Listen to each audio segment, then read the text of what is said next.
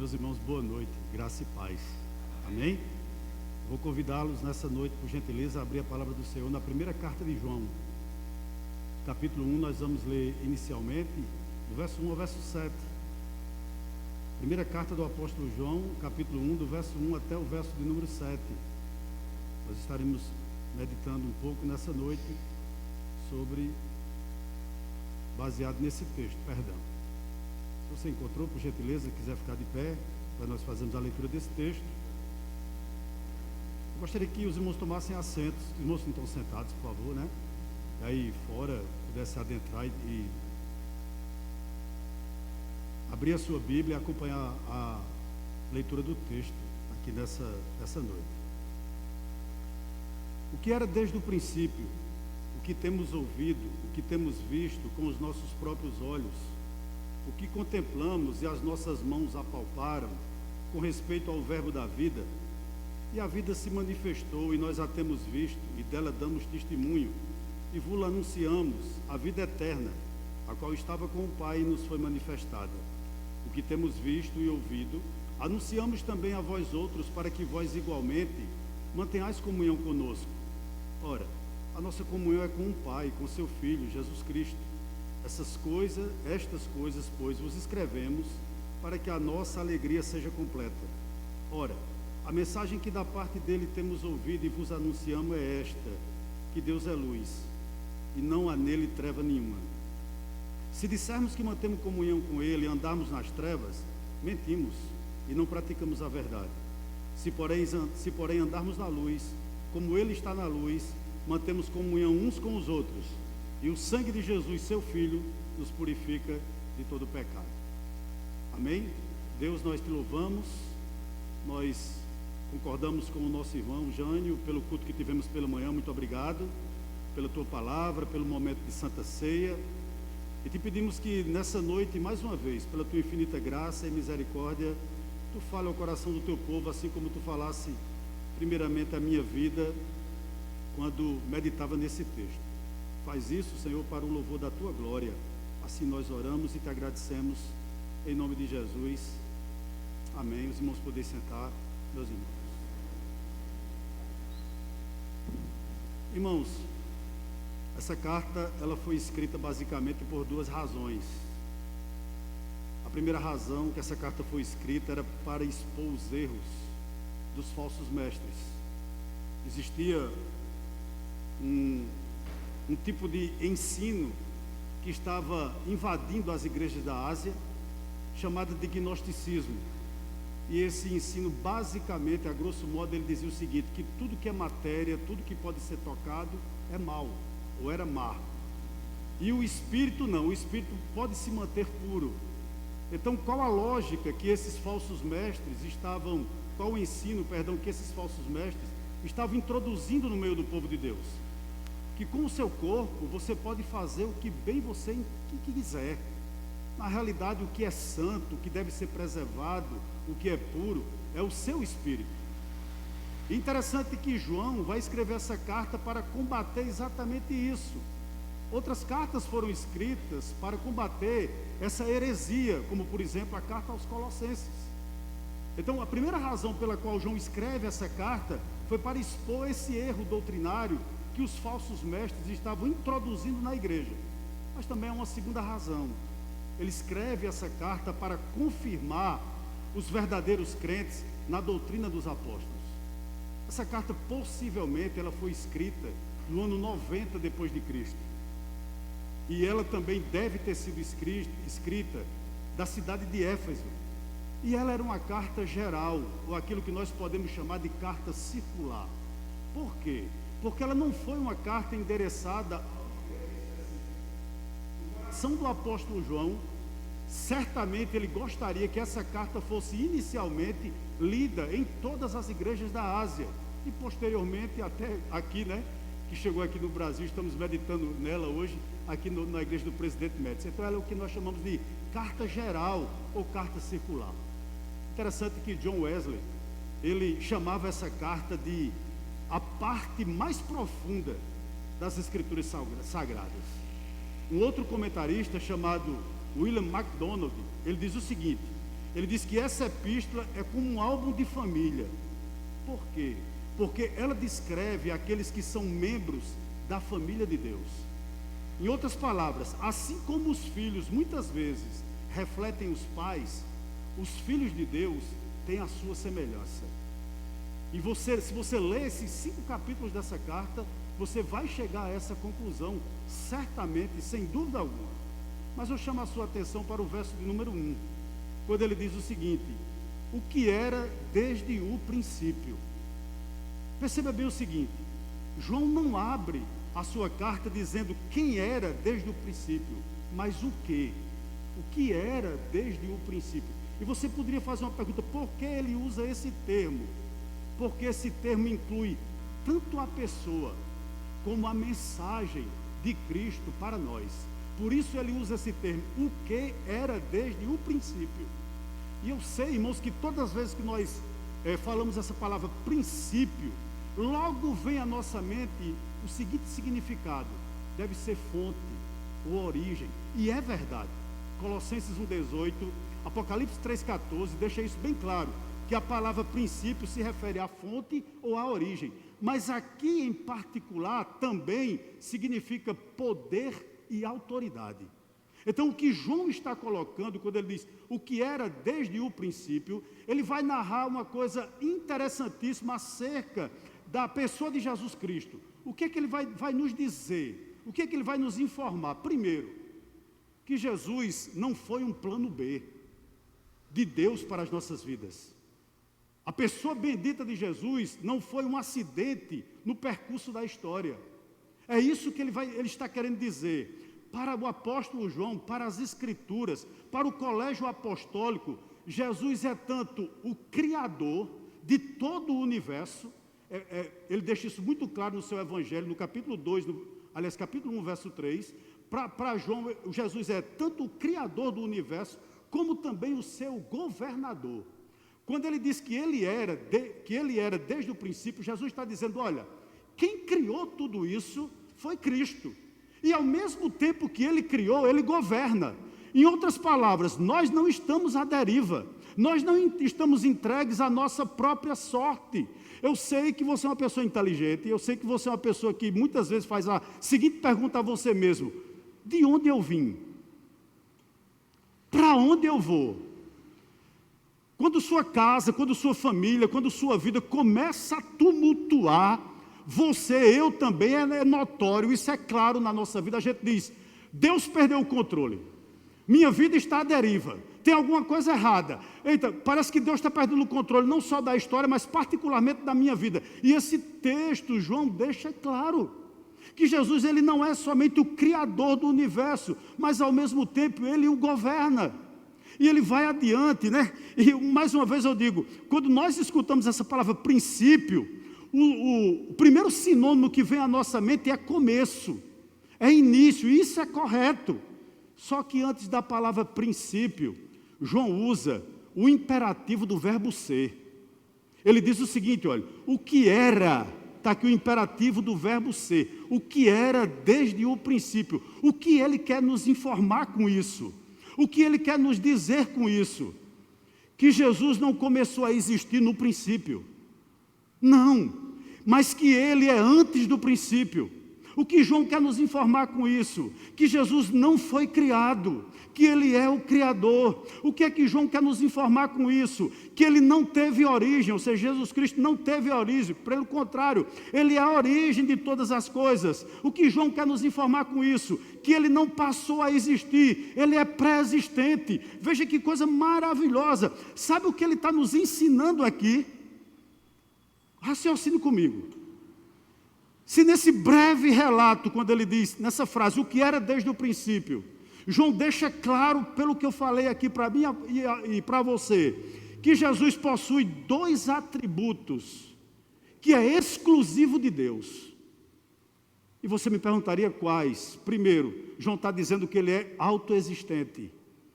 Mas ao mesmo tempo, João está nos afirmando que ele é eterno. Em outras palavras, o que é que João está me dizendo e dizendo para você? E disse àqueles falsos mestres e inicialmente, né, refutando eles, e disse àquelas igrejas da Ásia: se Jesus é autoexistente, se Jesus é eterno, a gente só pode chegar a uma conclusão: Jesus Cristo é Deus. E isso põe por terra, por exemplo, a doutrina dos testemunhos de Jeová. Já cai por terra o que eles estão afirmando, porque é uma outra roupagem do gnosticismo de 2000 anos atrás. Veja que coisa esplêndida.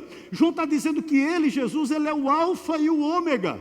E ele continua no verso 1 dizendo o seguinte, olha: o que era desde o princípio, o que temos ouvido, né? Ele continua: o que temos ouvido, o que temos visto com os nossos próprios olhos, o que contemplamos e as nossas mãos apalparam com respeito ao verbo da vida.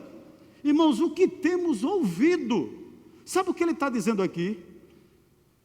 Referindo-se certamente ao ministério terreno de Cristo, como também ao seu corpo ressurreto, que passou 40 dias aqui, depois da sua morte, e apareceu a 10 grupos de pessoas diferentes. Sabe o que João está nos dizendo aqui? Nossos sentidos o perceberam, nós o ouvimos. É isso que ele está dizendo aqui. Por exemplo, ele poderia certamente estar pensando o seguinte: eu ouvi, quando ele disse a Pedro: Pedro, apacenta as minhas ovelhas. Eu fui testemunha, ouvi, quando ele pregou o Sermão do Monte. Em outras palavras, João está dizendo, ele não se trata de um fantasma. Ele não é produto da nossa mente, ele não é um lunático, ele não é um ser extraterrestre. Os nossos sentidos, e ele está falando aqui da audição, né? Eu o ouvi, primeiramente, ele está falando da audição. Nós o ouvimos. Irmãos, eu gostaria de dizer uma coisa aqui a você. Nós não estamos no caminho errado, se nós estamos seguindo a Jesus Cristo. Pelo contrário, não há outro caminho a você seguir. Não há outro caminho que eu possa segui-lo. Ele é o próprio Deus. E João continua dizendo, o que temos ouvido, né? Mas também ele diz, o que temos visto com os nossos próprios olhos. O que temos visto com os nossos próprios olhos. O que contemplamos. Você sabe o que significa contemplar? Significa você olhar atentamente para algo ou para alguém. João está dizendo o seguinte, os meus olhos, ou os nossos olhos, porque ele está se referindo aos apóstolos, né? Viram ele. Em outras palavras, João está dizendo o seguinte, ei, por 3 anos, nós o contemplamos. Em outras palavras, nós nos encantamos com ele. Nós vimos Jesus, é isso que ele está dizendo. Em outras palavras, ele possivelmente está dizendo o seguinte, ele tinha cheiro de Deus. Nós chegávamos perto dele, ouvíamos ele, e nós conseguíamos ver. E isso nos levava a admirá-lo.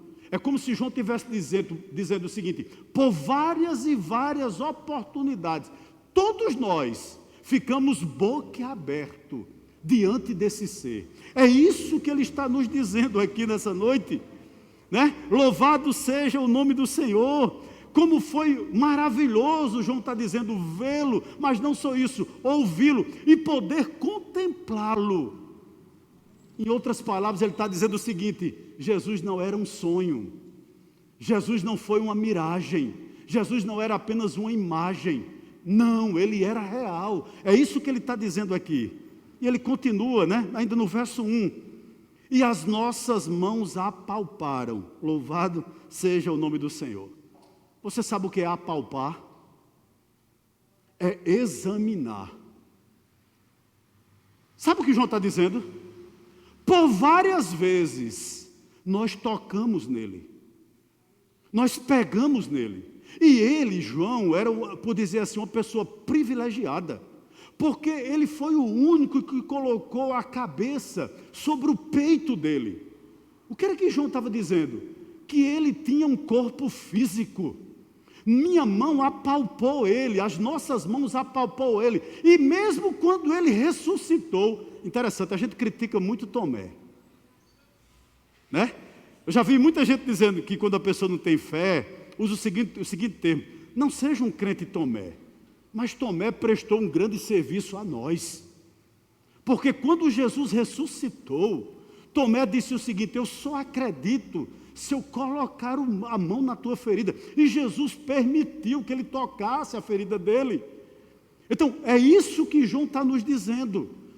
Nós o ouvimos, né? É isso que ele está dizendo. Nós o vimos e nós também conseguimos apalpar ele. E um detalhe interessantíssimo aqui: em momento algum, ele deixou de ser Deus.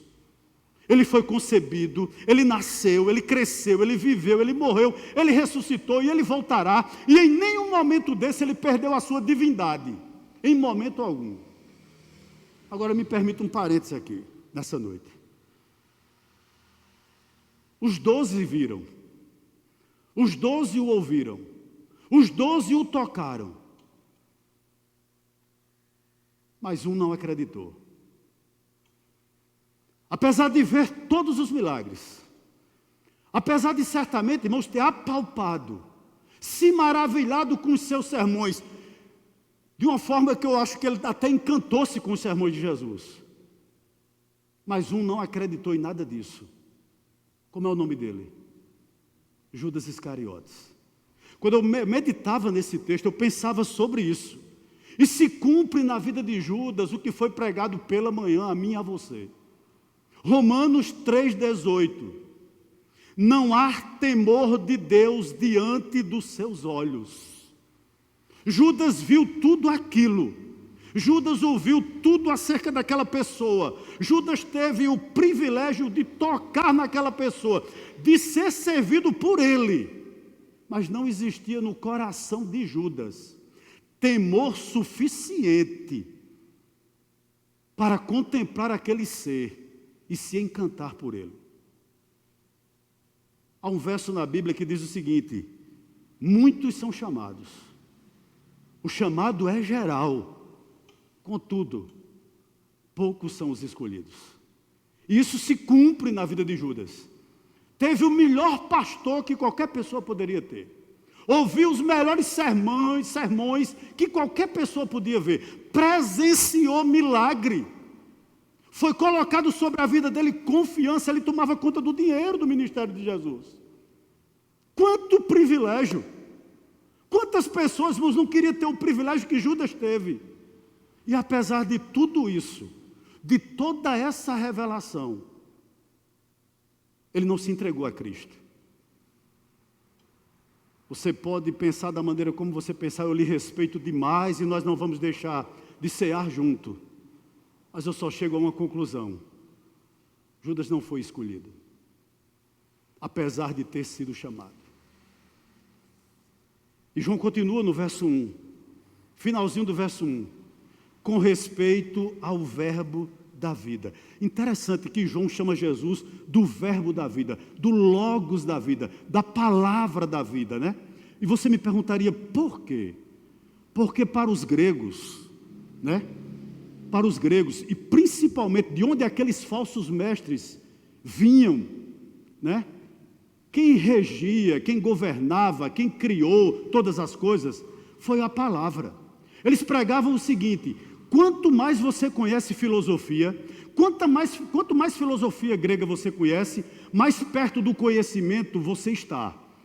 Do sentido da vida, de onde você veio, para onde você vai. Então, adquira conhecimento. Quanto mais conhecimento você absorver, mais iluminação acerca da vida você terá. E de uma forma, irmão, cirúrgica. João diz o seguinte acerca da pessoa que ele está nos apresentando aqui. Jesus, ele é o verbo da vida. Jesus, ele é a palavra da vida. O que é que ele está querendo nos ensinar aqui? Significa dizer o seguinte, que Jesus apenas não é a mensagem de Deus ao homem, mas também que ele, Deus, a palavra de Deus, o próprio Cristo, ele revela o coração e a mente de Deus a mim e a você. Em outras palavras, João estava dizendo o seguinte, que esse ser que andou 3 anos com ele e ressuscitou, era alguém vestido de pele e de osso. Tinha rins, tinha coração, tinha pulmão, tinha cérebro, tinha sangue, só não tinha pecado. Mas era Deus vestido de pele e osso. E Ele é o verdadeiro Deus, Ele é a verdadeira vida eterna. Em outras palavras, Ele estava dizendo ao público dele, ou reforçando ao público dele, e dizendo aos falsos mestres o seguinte: você quer ter sentido na vida? Ou melhor, você quer dar sentido à sua vida? Você quer conhecer de onde você veio? Você quer conhecer por que você está, saber por que você está na terra? Você quer saber para onde você vai? Você quer conhecimento? Conheça Cristo. Ele dá sentido à sua vida. Ele dá razão ao seu viver. Se não for assim, irmãos, o que nos resta? O que nos resta? O que nos resta? E no verso 2, ele vai explicar o verso 1. Olha o que ele diz no verso 2. Vamos reler? E a vida se manifestou, e nós a temos visto, e dela damos testemunho, e vos anunciamos a vida eterna, a qual estava com o Pai, e nos foi manifestada. Esse verso, ele é mais uma explicação acerca do verso de número 1. Quando João faz essa afirmação, ele está dizendo o seguinte, que o nascimento, quando ele diz que a vida se manifestou, ele está dizendo, o nascimento, a vida, o ministério, a morte, a ressurreição de Cristo, as suas aparições pós-ressurreição, mostra para mim e para você que Ele se manifestou, a vida se manifestou para mim e para você. O que é que Ele está dizendo? Que Jesus assumiu um corpo humano, contudo, Ele não deixou de ser Deus. O que João está mostrando para mim e para você aqui no verso 2, quando ele diz que a vida se manifestou, é o seguinte, ele está dizendo, o infinito entrou no finito. O que ele está dizendo é que o eterno entrou no tempo e manifestou-se ao homem. Em outras palavras, aquele a quem o céu dos céus não podia contê-lo, veio deitar-se em uma manjedoura e foi enfaixado por panos por Maria. Ali estava o verdadeiro e único Deus, se manifestando a mim e a você. Me permita um parênteses aqui nessa noite. Vou ler e vou dizer o parênteses. E a vida se manifestou, e nós a temos visto, e dela damos testemunho, e vô-la anunciamos, a vida eterna, a qual estava com o Pai, e nos foi manifestada. Me permita um parênteses aqui nessa noite. Eu estava conversando com um amigo, e ele é uma pessoa formada, dava aula em alguns colégios aqui, ultimamente tem dado aula, e ele chegou para mim e fez a seguinte afirmação.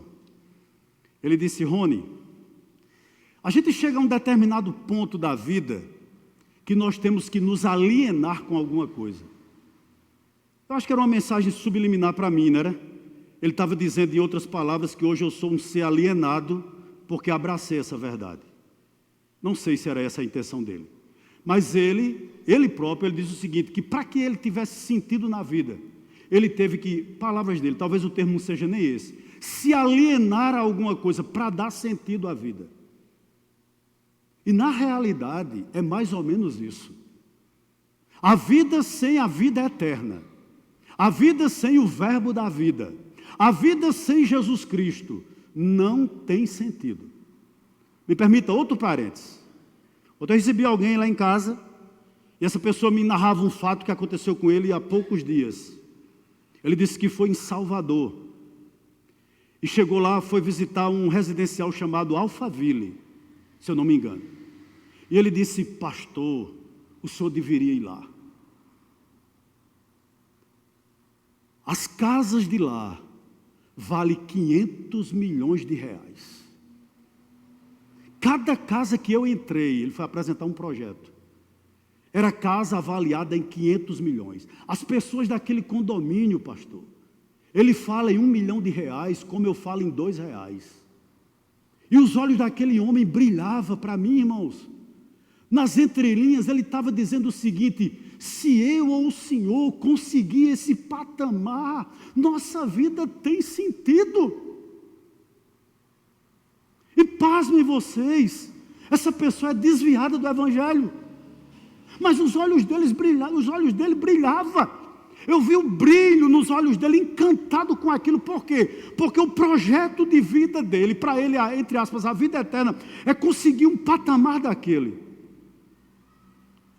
Interessante que João nos coloca o seguinte aqui, olha, no verso 2. Nós temos visto a vida eterna, né, que é Cristo, e dela damos testemunho, e vos-la anunciamos a vida eterna, a qual estava com o Pai, e nos foi manifestada. Meus irmãos, me permitam uma coisa aqui nessa noite. Eu creio que é por conta de versículos desse tipo, que Martinho Lutero fez a seguinte declaração. Preste atenção, olha o que ele diz. Eu fiz um pacto com Deus, que Ele não me mande visões, nem sonhos, nem mesmo anjos. Estou satisfeito com o dom das Escrituras Sagradas, que me dão instrução abundante e tudo o que eu preciso conhecer, tanto para essa vida, quanto para o que há de vir. Presta atenção aqui numa coisa no verso 2. O que João está afirmando aqui é que Jesus é real. Que no tempo em que ele viveu com eles, ele viu Jesus chorando, ele viu Jesus rindo, ele viu Jesus se entristecendo, ele viu Jesus se alegrando, ele viu Jesus participando de vida social, que é algo mais social do que uma festa de casamento. Ele está dizendo, a vida eterna se manifestou a nós, e o testemunho que eu tenho que dar a vocês é a palavra de Deus.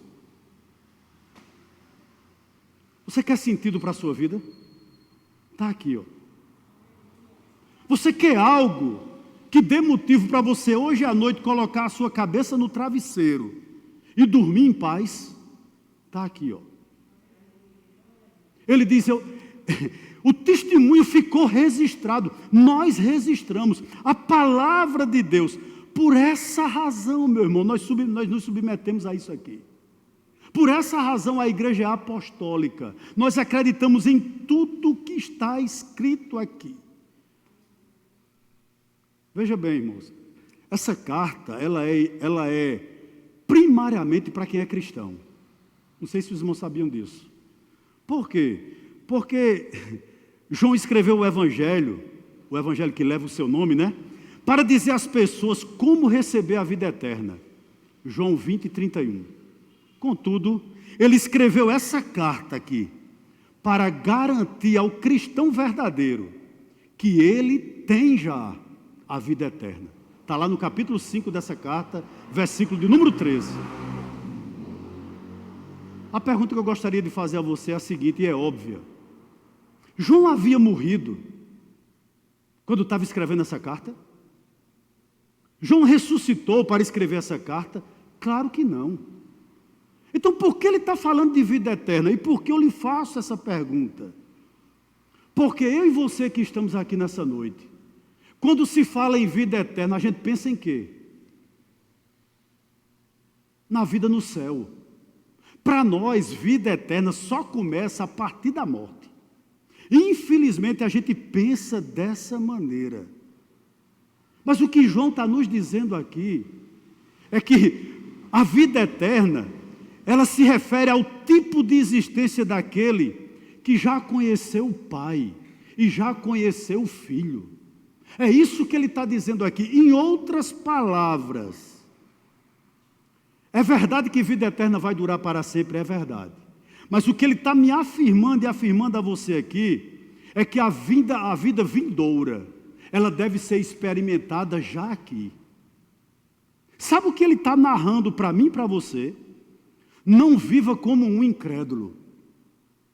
Não viva como um ateu.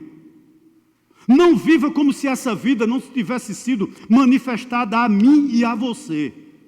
Não viva aquém da expectativa de Deus para mim e para você. Não viva. É pecado nós vivemos dessa maneira. Por quê? Porque a vida se manifestou, a vida eterna. E nós já a temos. Meus irmãos, você que é cristão, você já tem.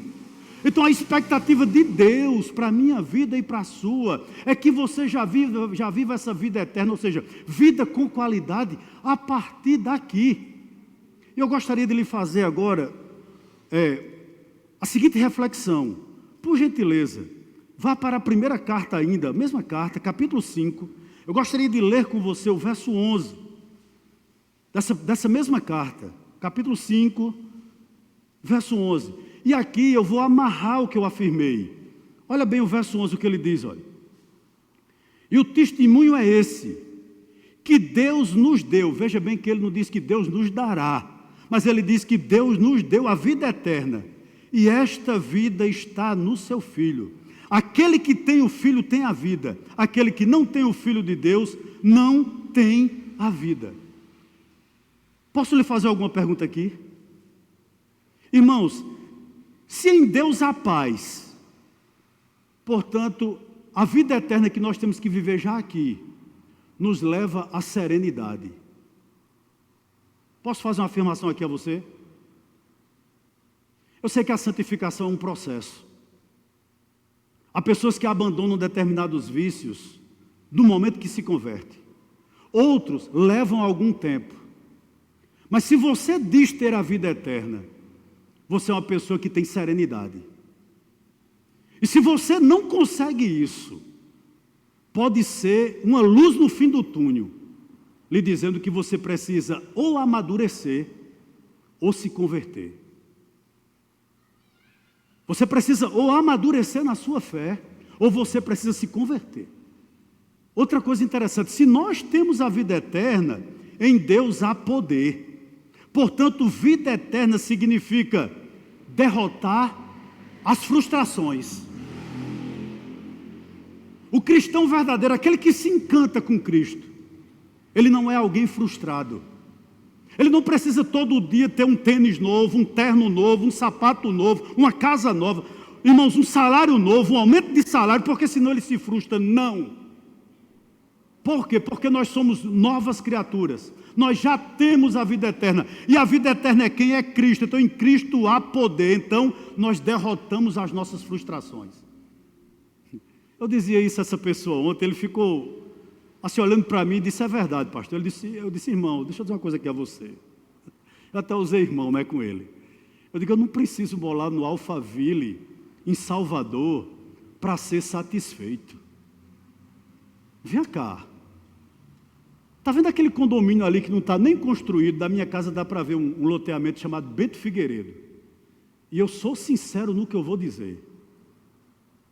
Eu sou tão feliz quando eu caminho 1h30 ali, porque é um momento onde eu tiro para orar.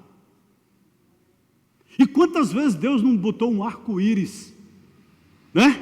E quando eu olhava para aquele arco-íris nas agonias da vida, nos desafios do ministério, Deus me dizia o seguinte, se acalme, eu ainda estou no controle de todas as coisas. Ô irmão, ei, se nós temos a vida eterna, se é Deus, em Deus ou em Cristo, a santidade. Logo, se você tem a vida eterna, com certeza, você terá vitória sobre o pecado. Se a vida eterna está em Deus, e a vida em Deus é vida eterna, nós não tememos a morte. É isso que João está nos dizendo aqui. Versículo 3 e 4. O que temos visto e ouvido, que coisa maravilhosa, né? Anunciamos também a vós outros, para que vós igualmente mantenhais comunhão conosco. Ora, a nossa comunhão é com o Pai e com o seu Filho, Jesus Cristo. Verso 4. Estas coisas, pois, vos escrevemos, para que a nossa alegria seja completa. Permita uma coisa aqui nessa noite. Não seja egoísta. Você vê aqui que João não era egoísta. Ele é enfático. Quando diz o que vimos, o que ouvimos, nós não guardamos para nós. Não guardamos para nós. O que nos foi revelado tem que ser proclamado. Meu irmão, eu tenho certeza do que eu vou dizer aqui. Há pessoas do teu lado clamando por isso. Há pessoas que convivem lado a lado contigo, clamando para ouvir essa mensagem. E João disse: eu não guardei esse tesouro para mim, porque ele não foi solução apenas para mim, ele não só me encantou, eu não posso guardar isso para mim. Em outras palavras, eu não posso ser um mar morto, que só absolvo, que só absolvo, que só absolvo, não. Eu quero ser um Jordão, que transborde, que faça esse Deus conhecido. Por quê? Porque o Evangelho é Deus reconciliando o homem com o Pai. É Cristo reconciliando o homem com o Pai. E eu não posso permitir, irmãos, eu não poderia dormir sossegado se eu vejo as pessoas, irmãos, da maneira como estão, e eu não compartilho essa verdade com essas pessoas. Permita-me aqui uma seguinte observação. Não guarde o Evangelho só para você. Olha, Evangelho de Lucas, a Bíblia narra o encontro de Jesus com um gadareno. Em outros evangelhos também, em Mateus também. Interessante que você imagina aquele homem dentro de casa. Tu imagina como era o convívio da família daquele homem, se é que existia, quando ele chegava em casa para tomar café, possivelmente, ou para jantar. Tu imagina como a família dele ficava. Eu acho que com os nervos à flor da pele. Porque ele se cortava, ele andava nu, não havia grilhões que o prendiam, possivelmente alguns amigos, talvez familiares, tentassem amarrá-lo alguma vez e não conseguiu. E aquele homem sai um certo dia e encontra-se com a vida eterna. E encontra-se com Jesus Cristo. E é liberto. E interessante, a coisa mais normal do mundo para aquele homem seria que ele seguisse Jesus Cristo. E ele pediu: deixa eu segui-lo. E Jesus Cristo diz: não, volta, vai para a tua casa e conta aos teus familiares o que Deus fez por ti. Agora abra seus ouvidos e me explique, o que aquele homem foi pregar naquelas 10 cidades de Decápolis? Qual era a mensagem que aquele homem pregava? Eu creio que deveria ser um testemunho talvez ocular, e uma mensagem, irmãos, me desculpe o termo, rala. Ele não tinha profundidade teológica. Ele não precisou estudar aramaico, estudar hebraico, estudar grego. Ele não precisou passar 5 anos num curso de bacharel, depois fazer mais 3 em mestrado, depois fazer especializações. Eu não estou dizendo que isso não é importante, é demais. Mas para isso Deus constituiu pastores, para isso Deus constituiu mestre, como nós temos aqui, pastor James, pastor Jorge, Janeide, tantos irmãos que vêm aqui no púlpito e nos abençoam com a sua pregação, todos que vêm aqui sem exceção. Para isso tem isso. Mas a expectativa de Cristo para ele é: vá lá e testemunhe, diga o que eu lhe fiz, diga o que eu fiz na sua vida, irmãos, e nós não temos feito isso. Jesus não disse que a gente deveria criar seguidores, fazer ou formar seguidores. A ordem para mim e para você é para fazer discípulo. Não é verdade? E a ordem não é só para pastor, mestre, não, presbítero, não. É para mim e para você. Mas nós esquecemos disso. E o que é pior, no velório, ao invés do verso 4 aqui se cumprir na nossa vida, se cumpre o contrário. Olha para o verso 4. Estas coisas, que coisas? O que ele havia terminado de escrever nos 3 versos. Pois vos escrevemos para que a nossa alegria seja completa. Irmãos, qual era a alegria de João e dos apóstolos? Eu posso reformular a pergunta? Como funciona a mente de um salvo? Como funciona a mente de um salvo? Hoje, o crente se alegra quando compra um carro novo. Hoje nós nos alegramos quando compramos uma casa nova. Hoje nos alegramos quando nós passamos num concurso. Hoje nós nos alegramos, irmãos, quando melhoramos no emprego, quando subimos de cargo. Tantos alvos nós temos. Eu não estou dizendo que essas alegrias não são legítimas. Eu não estou dizendo que essa alegria o crente não pode ter, eu não estou afirmando isso. Mas o que me entristece demais é que nós não nos alegramos mais com a salvação de pessoas. Me permita uma coisa aqui nessa noite, porque eu falei de velório. Eu nunca entro num velório, nunca, não sei você, sem pensar na parábola do rico e Lázaro. A primeira coisa, não é que eu só pregue essa mensagem, já preguei outras. Mas a primeira coisa que eu vou a um velório, a primeira coisa que eu penso acerca daquela pessoa que está ali, inerte, sem ouvir, sem ver, apesar de tantas homenagens póstumas, apesar de tanto choro, apesar de tanto discurso bonito, e não tem nada de errado com isso, mas a primeira pergunta que eu faço a mim mesmo, é: onde ele está? João aqui, ele não se alegrava, irmãos, porque os irmãos estavam mais ricos ou menos ricos. Se os irmãos estavam, irmãos, passando fome ou deixando de ou comendo bem. Essa não era a principal alegria dele. Mas ele diz que a nossa alegria, ao escrever isso, essas coisas, pois, vos escrevemos, para que a nossa alegria seja completa. Que alegria era de João? Que eles não se desviassem. Que eles, irmãos, levassem outros para o céu. A gente chega no velório, e como é triste para um pastor, irmãos, ser incentivado a mentir. Porque você chega num velório de alguém que nunca teve, irmãos, nunca teve contato com a vida eterna, nunca se encantou por Cristo, nunca, irmãos, confessou pecados, e você às vezes é levado por pessoas para que você anime aquelas outras pessoas que ficaram, que o camarada foi salvo. E no fundo você sabe que não foi.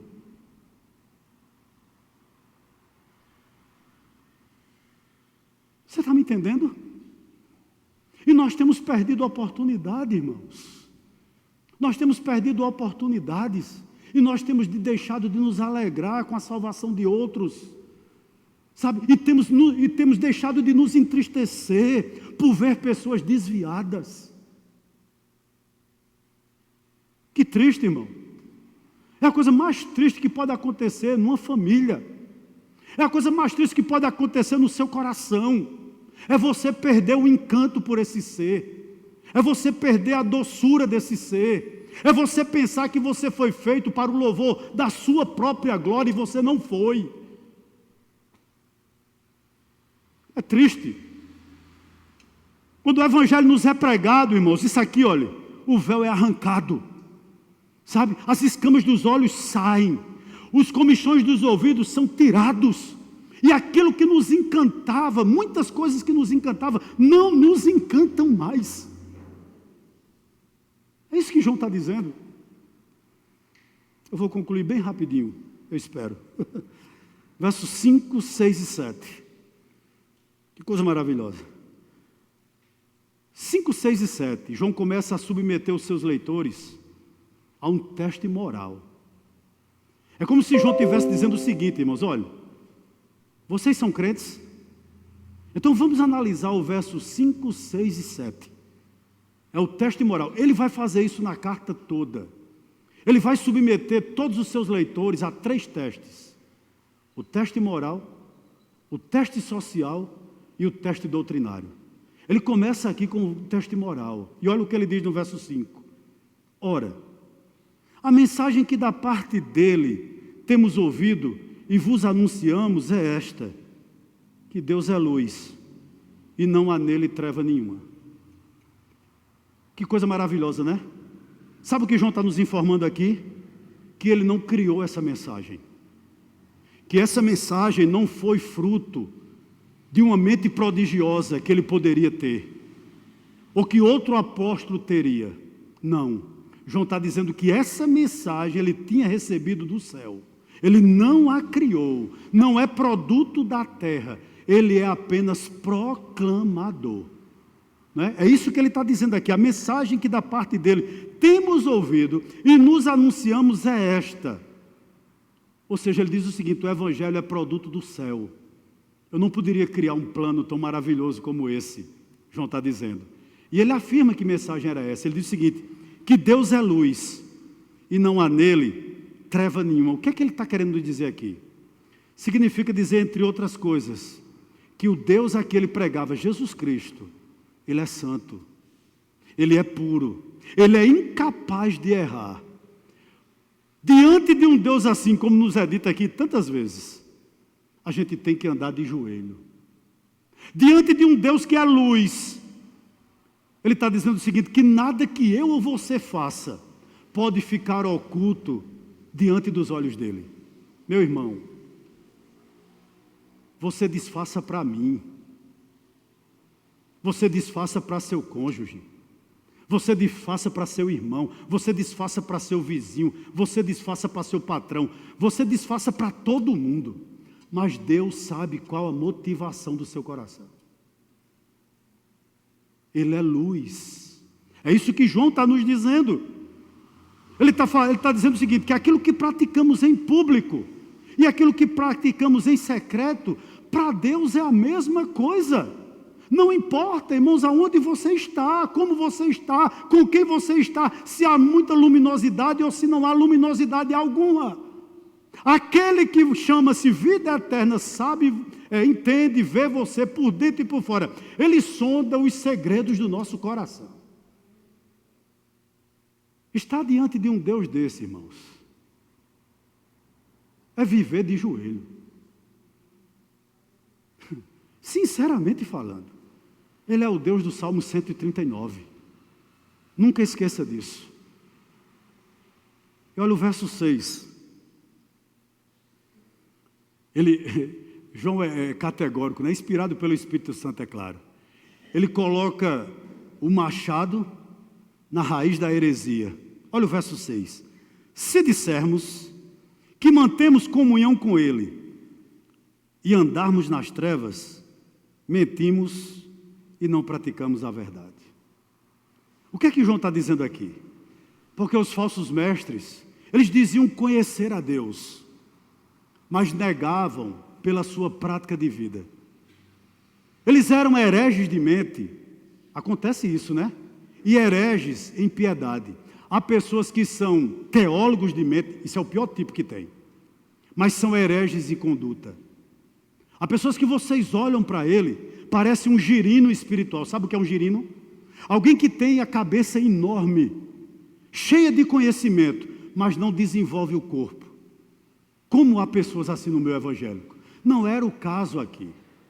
Porque o caso aqui era de pessoas que eram teologicamente, digamos assim, desequilibrados, e a vida dele, o testemunho deles também, era um caos.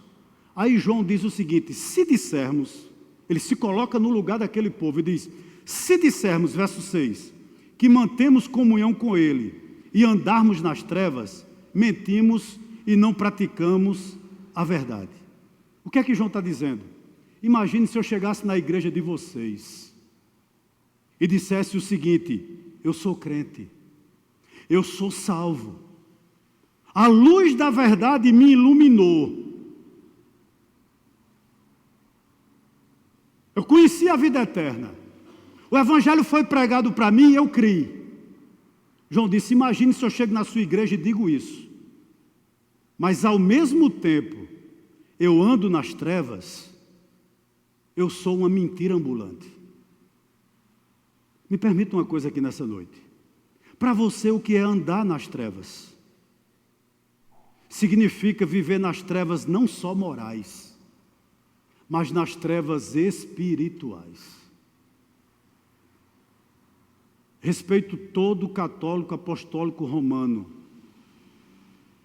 Qualquer pessoa tem o direito de crer naquilo que ele acha que é a verdade. Mas a Bíblia diz que cada um de nós temos que defender a nossa fé. E arde meu coração, dói, me comove demais quando eu desço na rua lá de casa e as pessoas vão com imagens de santos, descendo e subindo ladeiras.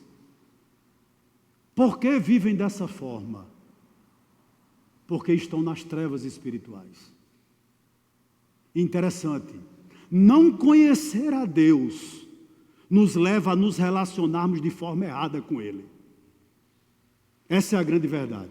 Mas não só nas trevas espirituais, nos leva também a andarmos nas trevas morais. Andar nas trevas também é viver no erro.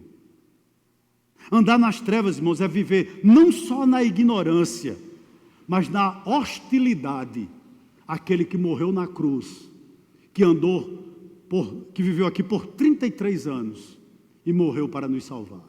Andar nas trevas é isso. Eu gostaria de fazer um alerta a você que está aqui nessa noite. A você que possivelmente ainda anda nas trevas. Eu já andei, irmãos. E é triste.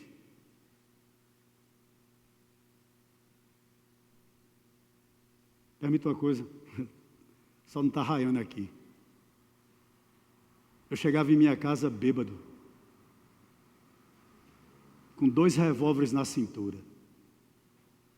Colocava o carro na garagem, não sabia nem como tinha chegado. 3 horas da manhã, com os bolsos cheios de dinheiro, cheirando a pecado. Me levantava, olhava para minha esposa, ia no quarto dos meus filhos, parecia 3 ratinhos, iniados um no outro. Porque eles sabiam que no outro dia seria briga o dia todo. Isso é andar nas trevas. Isso é viver nas trevas. Isso não compensa. Gostaria de dizer aqui a você nessa noite. A Bíblia é muito clara quando fala em pecado. Ela diz o seguinte, que o pecado aliena o ser humano de Deus. Mas aliena também o ser humano do próximo. O pecado perturba, ele gera confusão, ele traz, irmãos, discórdia, ele traz desordem, ele gera inimizade. É isso que João está nos dizendo aqui nessa noite. Com certeza absoluta. Através da minha vida. Eu fecho rapidamente com base no verso 7 e vou só rapidamente falar um pouquinho sobre o verso 9. O verso 7 ele diz o seguinte: se porém andarmos na luz, ou seja, na verdade, né? Como Ele está na luz, mantemos comunhão uns com os outros, e o sangue de Jesus, seu Filho, nos purifica de todo o pecado. O que é que João está dizendo aqui? Se você é uma pessoa que anda nas trevas, as trevas escondem as motivações, as trevas distorcem as palavras, as trevas maculam as ações. Não pode existir verdadeira comunhão onde a treva habita. É muito claro. O engano do pecado ele nos leva a pensar, irmãos, que se as pessoas ao conhecerem como nós somos de fato, elas se afastarão de nós. O que é que eu estou querendo dizer aqui a você? Você não precisa exibir seus pecados, mas você precisa mostrar para as pessoas que você foi alcançado pela luz. Sabe por quê? Aqui no nosso meio, há pessoas fortes e há pessoas fracas. Aqui no nosso meio, possivelmente tem pessoas que não são salvas. Eu não sei quem são, mas biblicamente tem.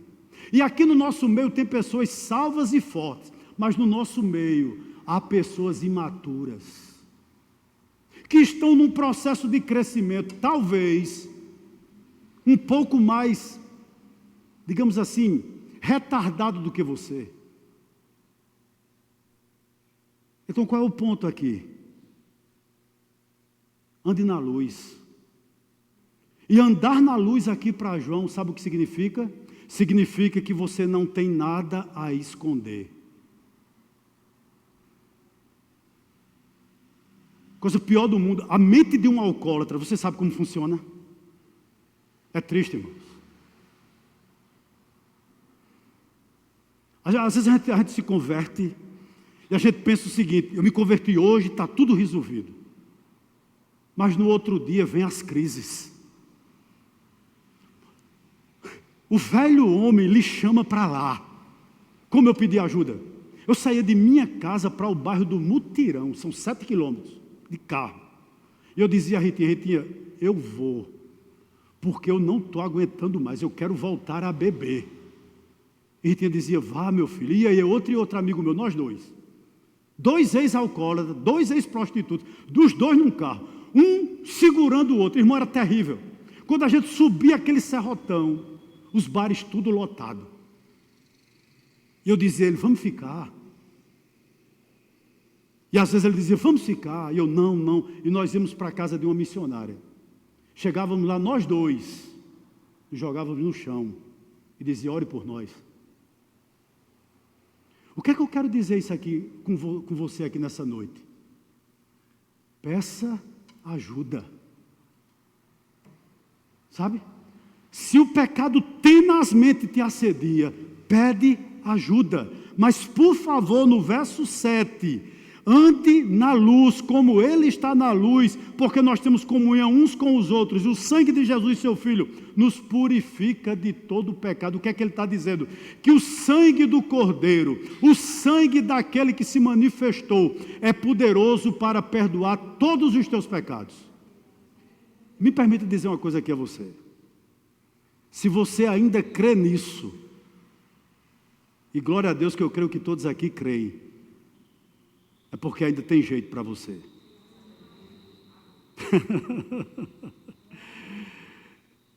Eu termino com o verso 9, só vou citar e rapidamente a gente já passa para o pastor eu de ministrar a ceia do Senhor. Aqui está a saída evangélica desse texto. Ei, quando é Deus que fala, Ele mostra o caminho.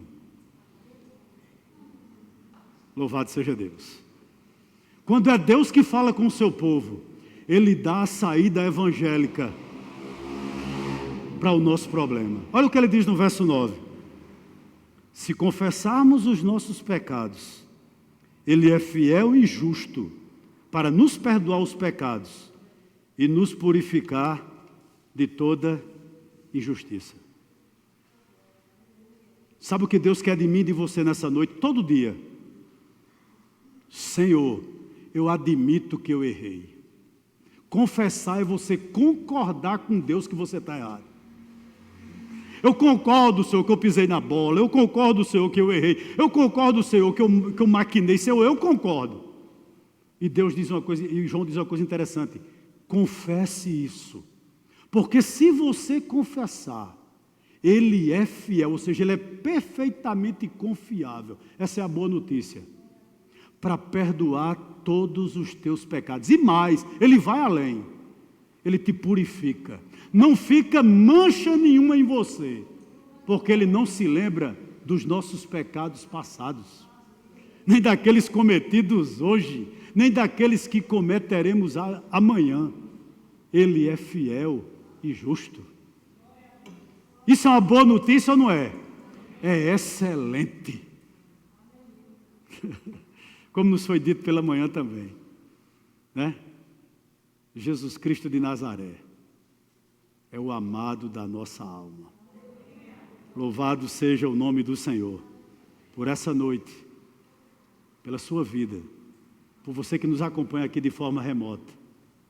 Gostaria de dizer uma coisa aqui para nós encerrarmos. Como Deus te ama. Louvado seja Deus por isso.